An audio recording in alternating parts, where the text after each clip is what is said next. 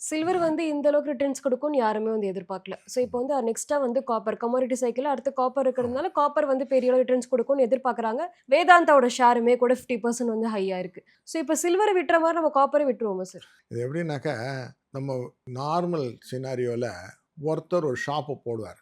அந்த ம். ஷாப்ல லாபம் வந்துரும். அவர மாரியே அடுத்த சமோசா கடைக்காரன் இன்னொருத்தன் ஆரம்பிப்பான். அவன் ஆரம்பிப்பான். அப்புறம் அந்த தெரு ஃபுல்லா சமோசா ஆயிடும் இல்லையா? ம். இதுதான் ஆக்சுவலி இங்க மெ மெட்டல்ல நடந்துகிட்டு இருக்குது. ஒரு மெட்டல் ஓடிச்சு. அடுத்த இதெல்லாம் வந்து ஏற்கனவே 2006, ம். 2010, 2012ல நாங்க நெறைய பார்த்துட்டோம். அதனால இந்த சினாரியோ அப்படியே அடுத்தது கடைசியில நிக்கல் வரைக்கும் வரும். நிக்கல், டின் அது வரைக்கும் வந்துட்டு இருக்கும்னு வச்சுக்கோங்களேன். இதெல்லாம் அப்படியே ஒண்ணு ஒண்ணா ஏறிட்டே வரும். இதுக்கு ஒண்ணும் அதுக்கும் தொடர்பே கிடையாது. தே வில் ஃபைண்ட் ஓகே ஒண்ணு ஆல்டர்னேட்டிவ் எதுக்கு ஆல்டர்னேட்டிவ் சில்வருக்கு காப்பர் ஆல்டர்னேட்டா? அதெல்லாம் கிடையாது. அங்க வந்து காஸ்ட் கம்மியா இருக்கு. இங்க காஸ்ட் இதுவா இருக்கு. இந்த காஸ்ட் கம்மியா இருக்கு. அங்க காஸ்ட் ஜாஸ்தியா இருக்கு. நான் இதுல ஸ்பெகுலேட் பண்ணலாம். இவ்வளவுதான் ம். Logic behind it. இதுக்கும் இந்த இண்டஸ்ட்ரியலிஸ்ட்டுக்கும் ஒண்ணும் இதுவே இல்ல. டைரக்ட் டீலே கிடையாது.